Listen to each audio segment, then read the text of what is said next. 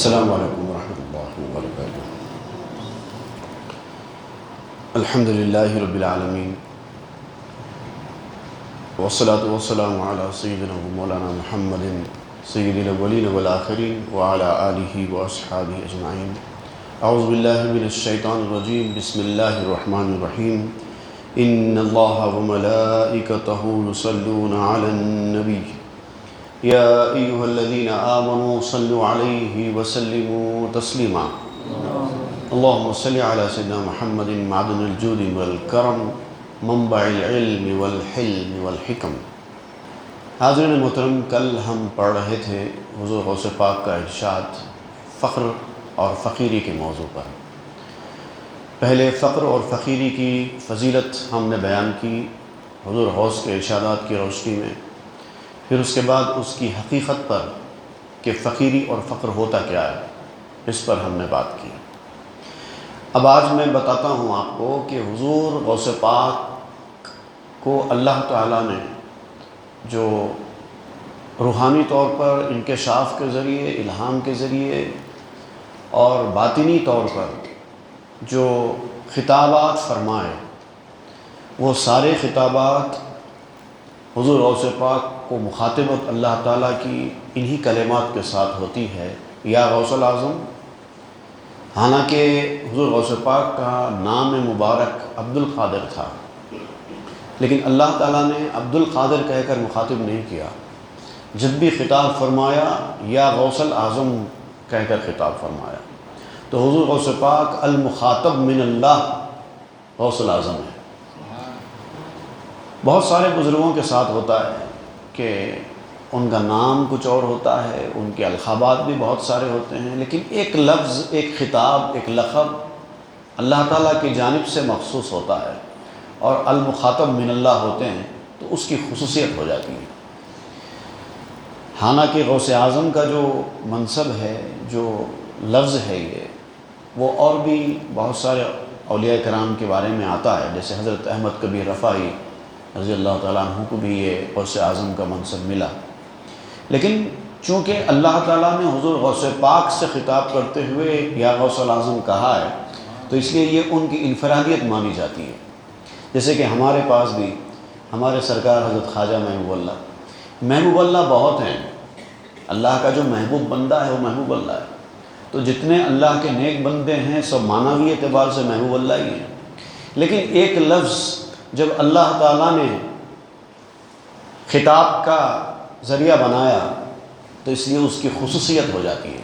جیسے ہمارے سرکار محبوب اللہ المخاطب من اللہ محبوب اللہ ہیں، تو اسی لیے ان کی انفرادیت ہے یہ محبوب اللہ۔ تو معنوی اعتبار سے دوسرے بھی ہو سکتے ہیں، لیکن وہ محبوب اللہ ہے، المخاطب من اللہ۔ تو غوث پاک کا معاملہ بھی ایسے ہی ہے، وہ المخاطب من اللہ غوث اعظم ہے۔ تو فقیری کے تعلق سے اللہ تعالیٰ نے ایک بار حضور غوث پاک سے خطاب کرتے ہوئے ارشاد فرمایا، یا غوث الاعظم قل لاصحابک و احبابک من اراد منکم جنابی فعلیہ باختیار الفقر فاذا تم الفقر فلا ثم الا انا۔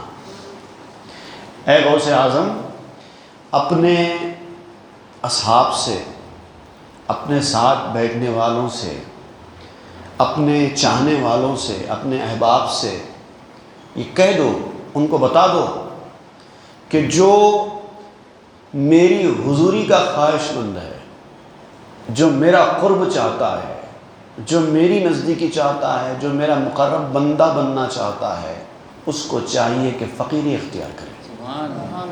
یہ ایک نسخہ بتایا گیا، اللہ تعالیٰ کی قربت حاصل کرنے کا ایک نسخہ بتایا گیا حضور غوث پاک کو کہ اپنے چاہنے والوں کو بتا دو، اگر تم چاہتے ہو میری حضوری تو تم کو فقر یا فقیری اختیار کرنی ہوگی، اور جب فقیری اختیار کر لو تو اس کی نشانی یا اس کی علامت یہ ہوتی ہے کہ تم کو صرف میں ہی نظر آؤں، تم کو صرف میری ہی خوشنودی کی فکر ہو اور میرے سوا تمہارے دل دماغ میں کوئی نہ ہو۔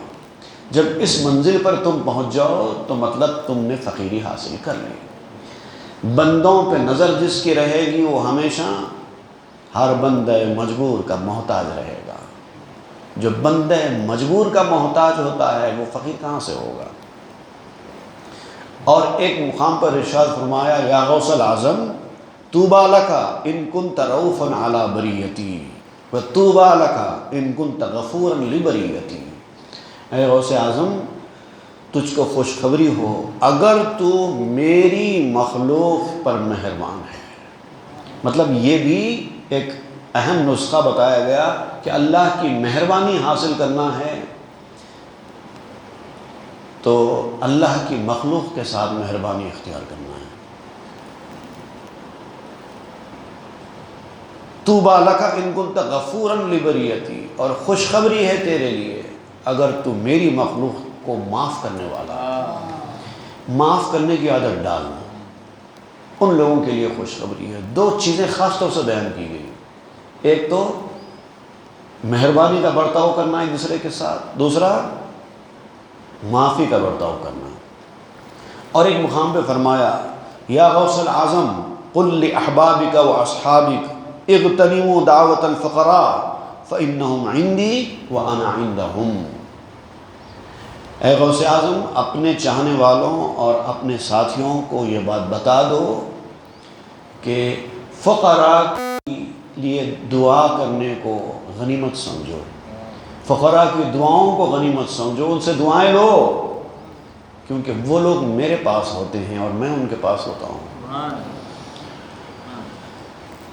اور ایک مقام پر فرمایا یا غوث الاعظم من شغل بسوائی کان لصاحبہ زنارا یوم القیامہ، جو کوئی مجھ سے ہٹ کر، مجھ کو چھوڑ کر کسی اور کی رضا خوشنودی حاصل کرنے کی کوشش کرے، اللہ کی رضا خوشنودی کی فکر چھوڑ کر کسی اور کی رضا خوشنودی حاصل کرنے کی کوشش کرے، اس میں لگ جائے، تو قیامت کے دن اس کے گلے میں زنار ہوگا۔ زنار کافروں کی ایک نشانی ہوتی ہے جو وہ لوگ گلے میں ڈالتے ہیں، قیامت کا دن اس کے گلے میں ہوگا۔ اور ایک مقام پہ فرمایا یا غوث الاعظم العجز منبع الانوار والعجب منبع ظلمہ، اے غوث اعظم یہ بھی لوگوں کو بتا دو کہ دو چیزیں ایسی ہیں، ایک انوار کا منبع ہے، نور پھیل جائے گا وہ چیز حاصل کرنے پر، اور ایک چیز وہ ایسی ہے جس کے حاصل کرنے پر نور ختم ہو جائے گا، اندھیرا چھا جائے گا، انسان کی باطنی دنیا اندھیری ہو جائے گی۔ وہ دو چیزیں کیا ہیں؟ العجز منبع الانوار، عاجزی انکساری، اپنے آپ کو کمتر سمجھنا، اپنے آپ کو اسپیشل نہیں سمجھنا، یہ ہے منبع الانوار۔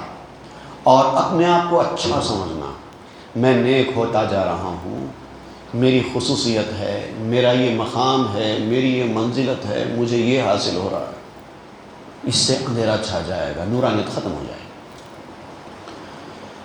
اور ایک مقام پہ فرمایا یا غوث الاعظم بشر المذنبین بالفضل والکرم وبشر المعجبین بالعدل والنقم، خوشخبری سناؤ گناہگاروں کو میرے فضل کی، میرے کرم کی، جو گناہ کر کے توبہ کرتے ہیں، گناہگاروں کو خوشخبری سناؤ میرے فضل و کرم کی جو گناہ کر کے توبہ کرتے ہیں، اور ایسے نیک لوگوں کو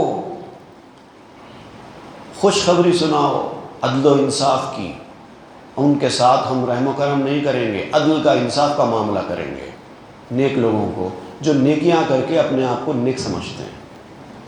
اگر تم نیکی کر کے اپنے آپ کو نیک سمجھتے ہو، لوگوں کے سامنے نیک ظاہر کرنے کی کوشش کرتے ہو، یا آئینے میں کھڑے رہ کر اپنی صورت دیکھتے جاتے ہو اور سمجھتے ہو کہ میرے چہرے پر نور آ رہا ہے، سمجھو تمہارے ساتھ انصاف کا معاملہ ہوگا، رحم و کرم نہیں ہوگا، فضل و کرم نہیں ہوگا۔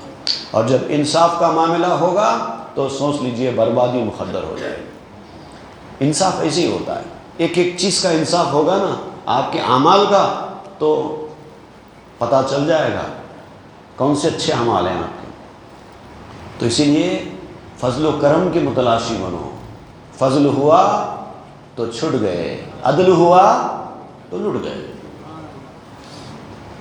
اور ایک مقام پہ فرمایا قل لاصحابک من اراد منہم ان یصل الی فعلیہ بالخروج عن کل شیء سوائی، اپنے ساتھیوں سے کہہ دیجئے، ان کو بتا دیجئے کہ جو ان میں سے میرے قریب ہونا چاہتا ہے، مجھ سے جڑنا چاہتا ہے، تو اس کو چاہیے کہ ہر وہ چیز سے علیحدگی اختیار کرے جو مجھ سے تم کو علیحدہ کرتی ہے۔ اللہ سے جوڑنے والوں کے قریب ہو جاؤ، اللہ سے دور کرنے والوں سے دور ہو جاؤ۔ یہ طریقہ کار اختیار کرو گے تو اللہ تعالیٰ کا تقرب حاصل ہوگا۔ اخرج یا غوث العظم، اخرج عن عقبۃ الدنیا تصل بالآخرہ، وخرج عن عقبۃ الآخرہ تصل الیہ۔ تم دنیا کے نتائج کی پرواہ مت کرو، وہاں سے نکل جاؤ، آخرت حاصل کر لو گے، اور آخرت کے نتائج کی پرواہ کیے بغیر اس سے بھی نکل جاؤ تو تم مجھے حاصل کر لو۔ جو اللہ کو اپنا محور بناتا ہے وہ دنیا تو کیا آخرت کی بھی فکر نہیں کرتا، جو ہوگا دیکھا جائے گا، اللہ جو کرے گا منظور ہے۔ اور فرمایا یا غوث العظم اذا اردت التوبۃ فعلیک باخراج ہم الذنب عن نفس ثم باخراج الخطرات عن القلب تصل الی والا فانت من المستہزئین۔ بہت سارے ہیں، میں چنندہ چند باتیں جو اہم ہیں وہ آپ کے سامنے بیان کر رہا ہوں۔ جب تم میں سے کوئی توبہ کا ارادہ کرے تو تم کو چاہیے کہ وساوس سے نفسانی سے باہر نکل جاؤ، ان کو کوئی اہمیت مت دو، اور دل سے سارے خطرات نکل جانے چاہیے، کوئی خطرہ دل میں جگہ نہ پانے پائے، تو اس کے بعد ہی تم مجھ سے قریب ہو پاؤ گے، مجھ کو حاصل کر پاؤ گے۔ اور اگر ایسا نہیں ہے فَأَنْتَ مِنَ الْمُسْتَهْزِئِينَ، تو پھر تم لوگ دل لگی کرنے والے، مذاق کرنے والوں میں رہو گے صرف۔ اگر یہ وسوسے بھی چل رہے ہیں، خطرات بھی چل رہے ہیں، تو پھر تو تم مذاق کر رہے ہو اپنی زندگی کے ساتھ، اپنی روحانیت کے ساتھ، اپنی طریقت کے ساتھ۔ اگر تم طریقت کے اسرار اور رموز سے واقف نہیں ہو، طریقت کے راستے پر چلنا نہیں چاہتے، پھر بھی اپنے آپ کو طریقت والا سمجھتے ہیں، تو تم تو مذاق کر رہے ہو اپنے ساتھ۔ اور ایک مقام پہ فرمایا المحروم عن الصلاۃ هو المحروم عن المعراج عندی، نماز کی پابندی کا خیال رکھنا ہے۔ فرمایا جو نماز سے محروم ہے وہ اللہ تعالیٰ کی معراج سے بھی محروم ہوگا۔ یہ ساری چیزوں کا خیال رکھتے ہوئے حضور غوث پاک کی تعلیمات کو اپنی زندگی کا ایک اہم ترین جز بناتے ہوئے جو بندہ منازل طے کرتا ہے اسی کو قادری کہتے ہیں۔ قادری کوئی بیٹھ کر ہاتھ میں ہاتھ دے کر گلے میں پھول ڈال کے جھوٹا پانی پی لینے کا نام نہیں ہے، وہ تو رسم ہے۔ جیسے ہر چیز کی ایک رسم ہوتی ہے نا، شادی بھی کرتے ہیں آپ تو ایک رسم ہوتی ہے، ہاتھ میں ہاتھ دیتے ہیں، ایجاب و قبول ہوتا ہے، پھول پہنتے ہیں، مبارکبادی ہوتی ہے، یہ ساری چیزیں، یہ ساری رسمیں۔ اصل چیز نکاح یہ نہیں ہے، اصل چیز تو وہ نکاح، وہ جو کلمات زبان سے نکالتے ہیں گواہوں کی موجودگی میں، اس کو کہتے ہیں نکاح۔ پھر اس کے بعد اس کے حقوق ہوتے ہیں، شوہر کے حقوق، بیوی کے حقوق، تب جا کے شادی شدہ زندگی ہوتی ہے۔ ایسا نہیں کہ آپ مسجد میں چلے گئے، قاضی صاحب نے نکاح پڑھ دیا اور آ گئے، ہو گیا قصہ ختم، یہ اپنے گھر میں وہ اپنے گھر میں۔ ایسا ہوتا ہے کیا؟ جڑنے کا نام ہے شادی، ویسی جڑنے کا نام ہے مریدی۔ آپ جڑتے ہی نہیں ہیں، بیعت کر لی اور گھر کو چلے گئے، شیخ اپنے گھر میں، مرید اپنے گھر میں، نہ ان سے ان کا کوئی تعلق، نہ ان کا ان سے کوئی تعلق، وہ کہے کہ مریدی ہوئی؟ مذاق کر رہے ہو طریقت کے ساتھ؟ ایسا نہیں ہوتا۔ تربیت میں رہنا، ان کی صحبت میں رہنا، ان سے حاصل کرنا، ان سے تعلیم لینا، قادریت کیا ہوتی ہے جاننا، ان کی رہنمائی میں زندگی گزارنا، سلوک کی منزلیں طے کرنا، یہ سارے مرحلے ہیں، تب جا کے مریدی ہوتی ہے۔ اور جب ہو جاتی ہے تو پھر حضور غوث پاک کے ساتھ نسبت ہو جاتی ہے، اور جب نسبت ہو جاتی ہے تو پھر وہ تماشے دکھائی دیتے ہیں۔ نسبت کے تماشے نسبت سے آتے ہیں سمجھ میں انسان کی، ہمت سے کوئی رکھے تو صحیح اس راہ میں قدم بے باکانہ، اس راہ میں قدم رکھنا ہوگا، ہمت کر کے رکھنا ہوگا۔ اور وہ ذات ہے حضور غوث پاک کی، اتنا بڑا روحانی اور مقام ہے، ایسی بڑی غوثیت کبریٰ ہے کہ انسان کی عقلیں حیران ہو جائیں۔ آپ کے واقعات، آپ کی کرامتیں اگر آپ سنیں گے تو آپ کی عقلیں حیران ہو جائیں۔ ایک مقام پہ حضور غوث پاک نے فرمایا اپنے شعر میں، وَلَوْ أَلْقَيْتُ سِرِّي فَوْقَ مَيْتٍ لَقَامَ بِقُدْرَةِ الْمَوْلَى مُشَارِ، اگر میں اپنا راز کسی میت پہ ڈال دوں، مرے ہوئے آدمی کا جسم پہ ڈال دوں، جو راز اللہ تعالیٰ نے مجھے عنایت فرمایا ہے، تو وہ اٹھ کر کھڑا ہو جائے، میرے سامنے دوڑ کر آ جائے۔ اور ایسے واقعات ظہور پذیر ہوئے بھی ہیں، ایسا نہیں ہے کہ صرف شعر میں بیان کر دیا، حقیقت میں نہیں ہوا، حقیقت میں ہوا ہے۔ ایک مرتبہ حضور غوث پاک بغداد کے ایک محلے سے گزر رہے تھے، گزرتے گزرتے آپ نے دیکھا کہ دو لوگ آپس میں بحث کر رہے ہیں، اور بحث جھگڑے کی حد تک جا چکی ہے۔ ایک مسلمان ہے اور ایک عیسائی ہے، آپس میں جھگڑا کر رہے ہیں۔ حضور غوث پاک ٹھہر گئے اور پوچھا کیا بات ہے، کیوں جھگڑ رہے ہو، کیا مسئلہ ہے؟ تو مسلمان نے آگے بڑھ کر کہا کہ دیکھیے یہ کہتے ہیں، یہ عیسائی ہے اور یہ کہتے ہیں کہ اللہ کے بندوں میں سب سے افضل عیسیٰ علیہ السلام ہے، میں کہتا ہوں کہ سب سے افضل محمد مصطفیٰ صلی اللہ علیہ وسلم، اس میں جھگڑا ہو رہا ہے۔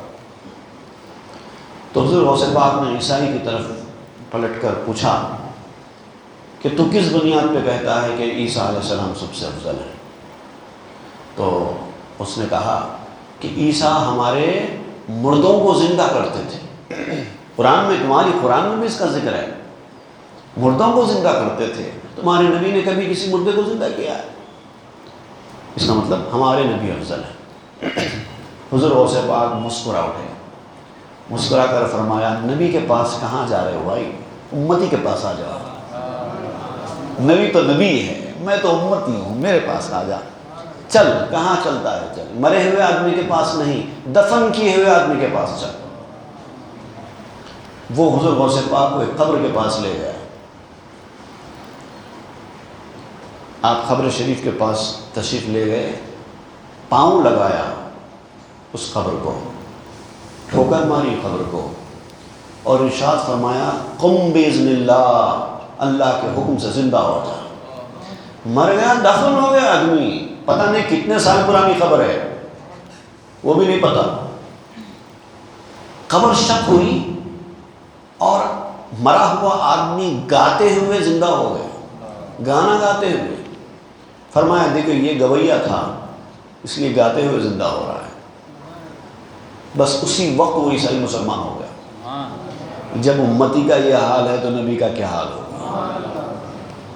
حضرت شیخ ابو العباس احمد رفاعی رحمۃ اللہ علیہ فرماتے ہیں کہ ایک مرتبہ حضور غوث پاک کا ایک خادم، ایک غلام تھا، مرید خادم، فوت ہو گیا، غریب تھا، اب اس کی بیوی بیوہ ہو گئی، پریشان حال ہو گئی کہ کیا ہوگا، میرے چھوٹے چھوٹے بچے ہیں، شوہر مر جائے تو اب میری زندگی کیسے گزرے گی، ان بچوں کو کیسے پالوں گی؟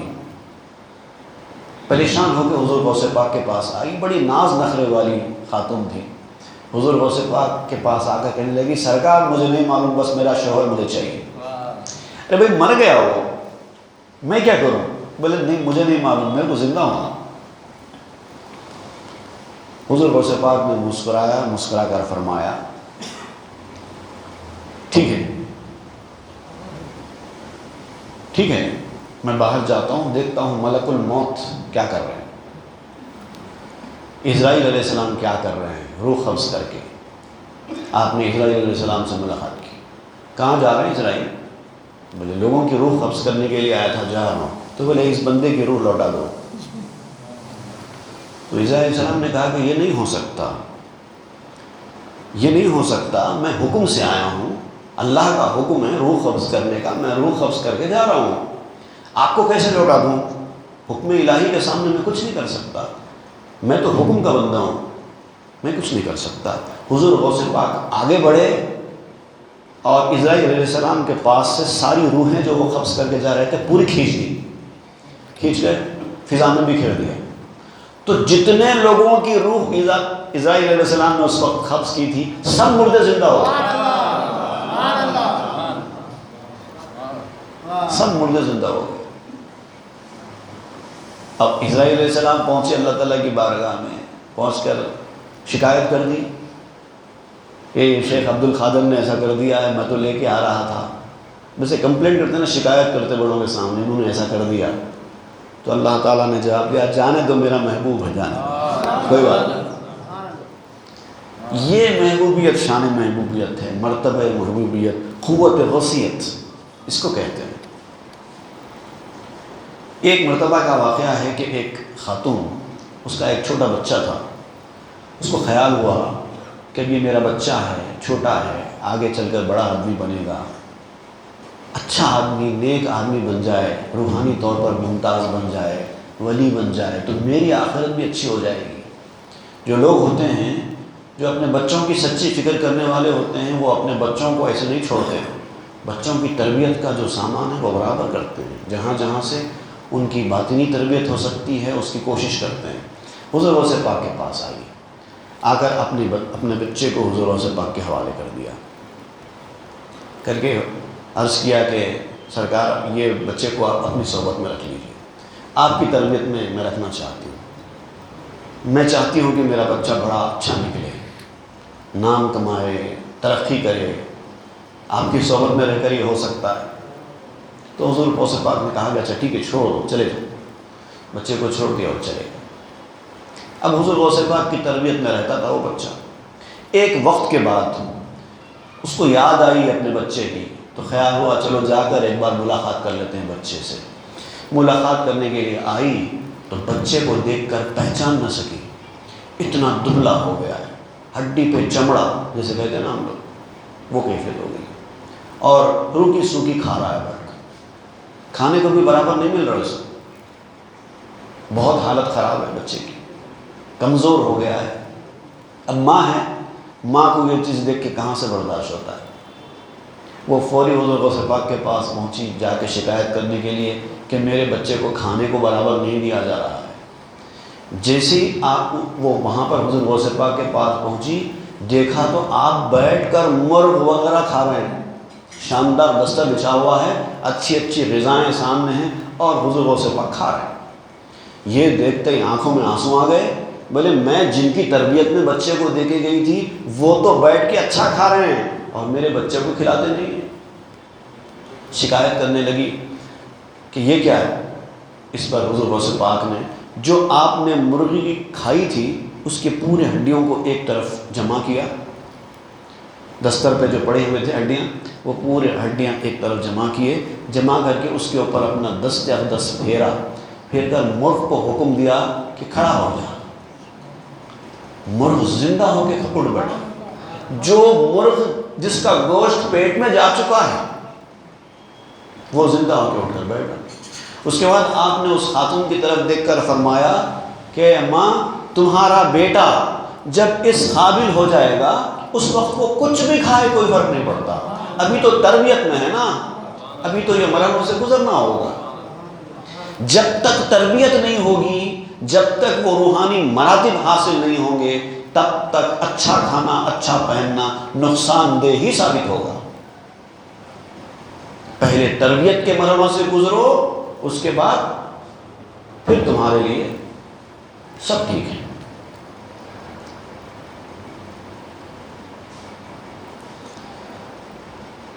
ایک مرتبہ کا واقعہ ہے کہ حضور غوث پاک مسجد میں آپ نے وضو فرمایا، اس کے بعد 2 رکعت نماز پڑھی، سارے لوگ دیکھ رہے تھے، 2 رکعت نفل نماز پڑھی، پتہ نہیں کیا وجہ سے اچانک آپ اٹھے، جا کے وضو فرمایا اور 2 رکعت نماز پڑھی، اور نماز جیسے ہی ختم ہوئی آپ نے 2 بڑے نعرے لگائے۔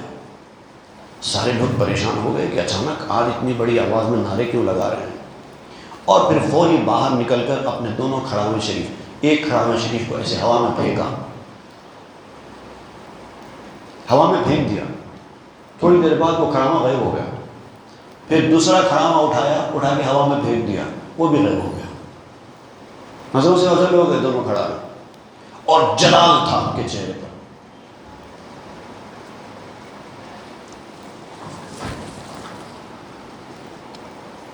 کسی میں ہمت نہیں ہوئی ایسے حالات میں آگے بڑھ کے کچھ پوچھنے کی کہ یہ کیا معاملہ تھا سرکار، کیونکہ جب موڈ اچھا لگتا ہے تو لوگ کچھ بھی پوچھ لیتے ہیں، جب دیکھتے ہیں جلال ہے اس وقت احتیاط کرتے ہیں، نہیں بھائی اس وقت کچھ پوچھنا مناسب نہیں ہے۔ لیکن سب خاموش بیٹھ گئے یہ منظر دیکھ کر۔ 3 دن کے بعد ایک قافلہ بغداد پہنچا، جو کسی سفر پہ نکلا تھا بغداد پہنچا، اور اس قافلے والے آ کے حضور غوث پاک سے ملاقات کیے، ملاقات کر کے آپ کے دونوں کھڑا کے پیش کر دیے۔ اب لوگوں کو تعجب ہوا کہ یہ کیا معاملہ ہے، ان لوگوں سے پوچھا کہ بھئی یہ کیا معاملہ ہے، آپ کے پاس کہاں سے آئے یہ حضور غوث کے کھڑا ہوئے؟ تو انہوں نے کہا کہ ہم لوگ کسی سفر پر جنگل میں جا رہے تھے، ہمارا قافلہ جا رہا تھا، ڈاکوؤں نے حملہ کر دیا، اور ایسا حملہ کیا پورا مال لوٹ لیا، لوگوں کو مارا اور ایک ہنگامہ مچا دیا۔ بس اس وقت اس سراسیمگی کے عالم میں، پریشانی کے عالم میں ہم نے یا غوث المدد، المدد یا غوث اعظم دستگیر، حاجت امداد ہے پیران پیر، مشکلوں میں ہے تیرے در کا فقیر، المدد یا غوث اعظم دستگیر، پکارنا شروع کر دیا۔ بس یہ پکارنا ہی تھا کہ ایک آندھی چلنا شروع ہو گئی، اور پتہ نہیں کیا ہو گیا۔ تھوڑی دیر کے بعد ڈاکو جو لوٹ کر گئے تھے سامان، پورا سامان لے کے آ کے ہم کو واپس کر دیے، کر کے ہم سے معافی چاہنے لگے کہ ہم کو معاف کر دو، ہم سے غلطی ہو گئی۔ تو ہم نے ان سے پوچھا کہ بھئی اچانک یہ کیا ہو گیا تم لوگوں کو، ابھی تو سامان لوٹ رہے تھے، ابھی آ کے معافی چاہ رہے ہیں، اس کی وجہ کیا ہے؟ تو انہوں نے جواب دیا کہ ہم جب سامان لوٹ کر جا رہے تھے 2 ہیبت ناک نعرے ہم کو سنائی دیے کہ جنگل لرز گیا۔ اب سمجھ میں آیا وہ نماز کے بعد نعرے کیا لگائے گئے تھے۔ اچانک نعروں کی آواز آئی اور جنگل لرز گیا۔ تھوڑی دیر کے بعد دیکھا تو ہمارے 2 بڑے جو سردار تھے وہ مارے گئے، مر کر گر پڑے، اور ان دونوں کے سینوں کے اوپر ایک ایک کھڑاوا رکھا ہوا تھا۔ بعد میں جب ہم لوٹ کر آ رہے تھے تو کسی نے بتایا کہ یہ نا شیخ عبد القادر جیلانی کے کھڑا ہوئے ہیں، تو پھر ہم دینے کے لیے حاضر ہوئے۔ یہ ہے سچے دل سے پیر کو پکارنے کا نتیجہ۔ ہم کیا اس سچے دل سے پکارتے ہیں؟ نہیں، اسی لیے تو اس کا اثر نہیں ہوتا۔ مرید بننا پھر پکارنا تو برابر مدد ہوتی ہے۔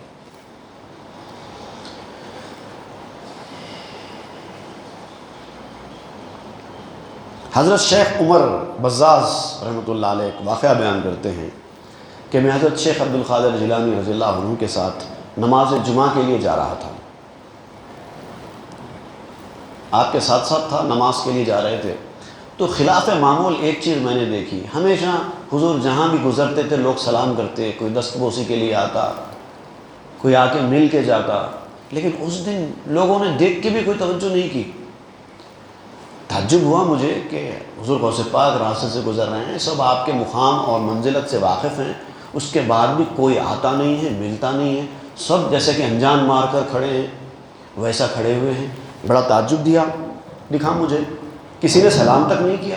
آ کر دل میں خیال گزرا کیسا کیوں ہو رہا ہوگا، بس ایسے ہی دل میں خیال ہوا، حضور غوث پاک نے میری طرف دیکھ کر مسکرایا۔ اس کے بعد اچانک دیکھا تو ایک ہجوم جمع ہو گیا اور لوگ آ کے حضور غوث پاک کے قدم چومنے لگے، ہاتھ چومنے لگے۔ اچانک کچھ لمحوں میں منظر تبدیل ہو گیا۔ اس کے بعد حضور غوث پاک نے مجھ سے مخاطب ہو کر ارشاد فرمایا، تجھے معلوم نہیں ہے لوگوں کے دل میرے قبضے میں ہیں، میں جب چاہے لوگوں کو دور کر دوں، جب چاہے قریب کر۔ تم کیا سمجھتے ہو لوگ نہیں آ رہے ہیں؟ لوگوں کے ہاتھ میں کچھ نہیں ہے، میرے ہاتھ میں ہے۔ میں نہیں چاہا تو نہیں آئیں گے، میں چاہوں گا تو آئیں گے۔ وہ مقام غوث ہے۔ ایک مرتبہ حضور غوث پاک کا خطاب چل رہا تھا بغداد میں، مدرسہ نظامیہ میں، جہاں ہمیشہ خطاب فرمایا کرتے تھے۔ چونکہ حضور غوث پاک کے علم و فضل کے ڈنکے بغداد ہی نہیں بغداد کے باہر بھی بچ چکے تھے، لوگوں میں مشہور ہو چکا تھا، بہت بڑی ہستی ہے۔ تو اس زمانے کے جو 100 بڑے فقہا تھے، ان کو خیال ہوا کہ چلو ان کے علم کا امتحان لیتے ہیں۔ بھئی سنتے ہیں بہت بڑے عالم ہیں، ہر چیز کا جواب دیتے ہیں، ذرا ہم بھی تو دیکھیں ان کے علم کی کیا کیفیت ہے۔ 100 فقہا حضور غوث پاک کی مجلس میں آ گئے پوری پلاننگ کے ساتھ، اور سب نے خیال کیا، سب نے طے کیا کہ ہم سب الگ الگ سوال کریں گے۔ تو گویا 100 فقہا 100 سوالات لکھ کر آ گئے امتحان لینے کے لیے کہ دیکھتے ہیں ان کے علم کی کیا بساط ہے۔ آ کر بیٹھ گئے محفل میں۔ اب حضور غوث پاک نے اپنا خطاب شروع کیا۔ اب یہ خطاب ختم ہونے کے بعد یہ لوگ کوسچن آنسر سیشن ہوگا نا، اس میں سوال کریں گے۔ حضور غوث پاک نے ابھی خطاب ہی شروع کیا، حضور غوث کے منہ سے ایک نورانی شعلہ نکلا اور جا کے ان کے دلوں کے اندر گھس گیا 100 فقہا کی۔ تو اس کا اثر یہ ہوا کہ یہ سارے کے سارے فقہا مفتیوں چیخنے چلانے لگ گئے، اور یہ عالم وجد میں حالت ان کی ایسی ہوئی کہ اپنے کپڑے پھاڑ لیے۔ تھوڑی دیر کے بعد پورے کے پورے 100 فقہا آئے اور حضور غوث کے قدموں پہ سر رکھ دیا۔ حضور غوث نے ان کو سینے سے لگایا، لگا کر کہا آپ لوگ 100 سوال لے کر آئے تھے جواب حاصل کرنے کے لیے، میں نہیں پوچھتا کہ آپ کیا سوال لے کر آئے تھے، میں بتاتا ہوں کہ آپ کیا سوال لے کر آئے تھے۔ ایک ایک سوال اور اس کا ایک ایک جواب آپ نے سب کو عنایت کر دیا۔ اس کے بعد لوگوں نے پوچھا ان فقہا سے کہ یہ کیا ہو گیا، آپ لوگوں کو آئے تھے ایک مقصد سے اور ہو گیا ایک۔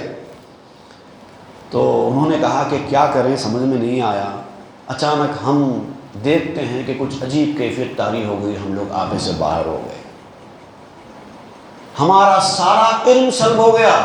جیسے ہی وہ نورانی شعلہ شیخ عبد القادر کے منہ سے ہمارے اندر داخل ہوا، ہمارا پورا علم ختم ہو گیا، زیرو ہو گئے ہم لوگ۔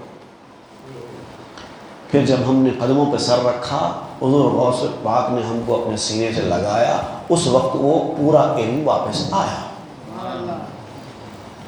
جب چاہے کسی کے علم کو کھینچ لیتے ہیں اور جب چاہے دے دیتے ہیں۔ یہ ہے مقام غوث۔ اور ایک مقام پر حضور غوث پاک فرماتے ہیں قصیدہ خمریہ، جس کو قصیدہ غوثیہ کہتے ہیں ہم لوگ، وَمَا مِنْهَا شُهُورٌ أَوْ ظُهُورٌ تَمُرُّ وَتَنْقَضِي إِلَّا أَتَانِي۔ فرماتے ہیں کہ کوئی مہینہ کوئی زمانہ ایسا نہیں ہے جب وہ دنیا پر آتا ہے تو پہلے میرے پاس آ کر اطلاع دیتا ہے کہ ہم فلاں مہینے کے ہیں، ہم فلاں میں فلاں مہینہ ہوں اور یہ مہینے میں یہ ہونے والا ہے، میں یہ زمانہ ہوں، اس زمانے میں یہ ہونے والا ہے، پہلے مجھے خبر دیتے ہیں، اس کے بعد ہوتا ہے۔ کہا جاتا ہے کہ ایک مرتبہ ایک خوبصورت جوان حضور غوث پاک کے پاس آیا، لوگ دیکھ کر حیران ہو گئے، اتنی خوبصورتی، واہ واہ، پہلے کبھی نہیں دیکھا ہم نے اس خوبصورت جوان کو۔ وہ آیا اور حضور غوث پاک کے پاس بیٹھ گیا اور عرض کرنے لگا میرا نام رجب ہے، میرا نام رجب ہے، اور یہ مہینہ بہت اچھا ہوگا بغداد والوں کے لیے، بہت بہتر حالات ہو جائیں گے یہاں پر میرے مہینے۔ یہ اطلاع دی اور وہ چلا گیا۔ پھر کچھ دنوں کے بعد، ایک مہینہ قریب گزر گیا، اس کے بعد ایک اور نوجوان آیا، انتہائی بدصورت ڈراؤنی شکل کا آیا، آ کر کہنے لگا میرا نام شعبان ہے، میں جب آؤں گا تو لوگ بہت زیادہ تعداد میں مریں گے، گرانی زیادہ ہو جائے گی، قحط پڑ جائے گا، خراسان میں تو لوٹ مار مچ جائے گی، ایسا ہونے والا ہے۔ اور پھر وہ غائب ہو گیا۔ تو یہ عملی طور پر دکھایا گیا لوگوں کو کہ رجب آئے یا شعبان آئے یا رمضان آئے یا شوال آئے، پہلے حضور غوث پاک کے پاس آئے پھر لوگوں کے پاس جائے، یہ اصول بنایا گیا ہے۔ ایک اور دلچسپ واقعہ سناتے ہوئے آج کی گفتگو میں ختم کرتا ہوں، اور بھی ہے انشاءاللہ، وہ ہم کل پڑھیں گے۔ ایک تاجر تھا، ابو المعالی محمد بن علی نام تھا ان کا، مشہور شخصیت گزری، بغداد کا بہت بڑا تاجر۔ ایک مرتبہ حضور غوث پاک کی مجلس واعظ میں آ گیا سننے کے لیے کہ حضور غوث پاک کیا فرماتے ہیں۔ تو آپ جانتے ہیں، جیسا میں نے بیان کیا کہ لاکھوں کا مجمع ہوتا تھا، اور وہ جلدی آ گیا اور حضور غوث پاک کے منبر کے پاس ہی آ کر بیٹھ گیا۔ اب واعظ شروع ہو گیا، ہزاروں کی پبلک جمع ہو گئی، دور دور تک صرف انسانی سروں کے سمندر نظر آ رہے تھے، اتنی پبلک تھی، اور یہ بالکل سامنے بیٹھے تھے۔ بیٹھے بیٹھے ابھی دوران واعظ ہی یہ بے چین ہونا شروع ہو گئے، کیونکہ ان کو شدت کے ساتھ ضرورت کا تقاضا ہو گیا۔ اب ایسا کہ اب پرابلم میں آ جائیں، جب پرابلم میں آ جائیں، اور اتنے لوگ ہیں اٹھ کے جا بھی نہیں سکتے، اتنے لاکھوں لوگوں کو پھلانگ کر باہر کیسے جائیں گے؟ اب بے چین ہو گئے، کیا ہوگا میرا، کیا ہوگا؟ اتنے سارے لوگوں میں شرمندگی ہوگی، محفل خراب ہوگی، پتہ نہیں کیا ہوگا، پریشانی کے عالم میں تھے۔ خطاب کرتے کرتے حضور غوث پاک ممبر پر سے 3 سیڑھی اتر کر نیچے آئے، آ کر ان کے اوپر اپنا رومال ڈال دیا، ان کے سر کے اوپر، اچھا ڈال دیا سر کے اوپر۔ بس جیسے ہی سر کے اوپر وہ رومال پڑا، وہ کہتے ہیں، ابو المعالی محمد بن علی بیان کرتے ہیں کہ میں دیکھتا تھا کہ میں ایک جنگل میں بیٹھا ہوں، بازو نہر بہہ رہی ہے اور کوئی نہیں، میں وہاں پر آرام سے بیٹھ کر ضرورت سے فارغ ہو گیا، پانی سے طہارت کر لی، اس کے بعد پانی اچھا تھا تو میں نے سوچا کہ چلو وضو بھی بنا لیتے ہیں، میں نے وہیں وضو بھی بنایا، اس کے بعد 2 رکعت نفل نماز پڑھی اللہ کا شکر ادا کرتے ہوئے کہ اس مصیبت سے اللہ نے مجھے نجات دے دی۔ 2 رکعت نماز پڑھی، جیسے ہی میں نے سلام پھیرا، حضور غوث پاک نے وہ چادر جو اس کے سر پہ ڈالی تھی کھینچ لی، پھر یہ محفل میں موجود تھی، اور وہی موضوع پہ حضور غوث پاک خطاب کر رہے ہیں جہاں جاتے وقت خطاب چل رہا تھا۔ مطلب سیکنڈز میں یہ پورا کام ہو گیا، اور یہ معاملہ یہی ختم نہیں ہوا۔ کچھ وقت کے بعد، اچھا وہاں پر انہوں نے کیا کیا، جب وہ وضو کرنے کے لیے پانی کے پاس پہنچ رہے تھے تو ان کے جیب میں چابیاں تھیں، تو چونکہ چابیوں کا وزن تھا تو انہوں نے کیا کیا تھا، اپنے جیب سے چابیاں نکال کر، وہاں پر چھوٹا سا ایک جھاڑ تھا، وہ جھاڑ کے اوپر لٹکا دیا تھا چابیوں کو، اور اس گہما گہمی میں نماز پڑھنے کے بعد لے لیں گے، اور نماز سلام پھیرتے ہی وہ کپڑا ہٹا لیا گیا تو چابیاں وہی رہ گئی، تو اوریجنلی چابیاں ان کی جیب کی ماں رہ گئی، بھول گئے، چابیاں وہی رہ گئی، اب کیا کریں گے، اب کچھ نہیں کر سکتے، چابیاں کھو گئی۔ کچھ وقت کے بعد ایک قافلہ اسی مقام سے جہاں یہ ضرورت سے فارغ ہوئے تھے وہاں سے آ رہا تھا، ان کی نظر چابیوں پہ پڑی، وہ لوگ چابیاں دیکھ کر پہچان لیے کہ کس کی چابیاں ہیں، یہ بہت بڑے تاجر تھے نا، تو اس کو شاید ان کا نام وغیرہ کچھ علامتیں بھی پڑی ہوئی تھی، وہ فوری چابیوں کا بنچ اٹھا کر لے کے آ کے ان کو دے کے گئے، فلاں مقام پہ یہ آپ کے چابیاں رکھے ہوئے تھے۔ دیکھیے یہ معاملہ ہوا روحانی طور پر، لیکن ریئلٹی میں ہو گیا، چابیاں تک جو بھول گئی تھی وہ بھی وہیں رہ گئی۔ یہ ہے قوت غوثیت، اس کو کہتے ہیں۔ اور بھی بہت سارے حیران کر دینے والے واقعات ہیں حضور غوث پاک کے، اس کو سننے سے آپ کا ایمان، آپ کی نسبت بہت قوی ہو جائے گی انشاءاللہ تعالی۔ اللہ تعالی ہم کو ان واقعات کو سننے اور حضور غوث پاک کی تعلیمات پر عمل کرنے کی توفیق عطا فرمائے، اور ہماری نسبت کو اور قوی کر دے، ایسے بنا دے جیسے ان ڈاکوؤں کے قافلوں کے ساتھ ہوا ہے، مدد کو یاد کیا اور حضور غوث پاک دستگیری کو آ گئے، ہم کو بھی ویسا مرید بنا دے۔ صلی اللہ تعالی علی خیر خلقہ سیدنا محمد وآلہ واصحابہ اجمعین والحمد للہ رب العالمین۔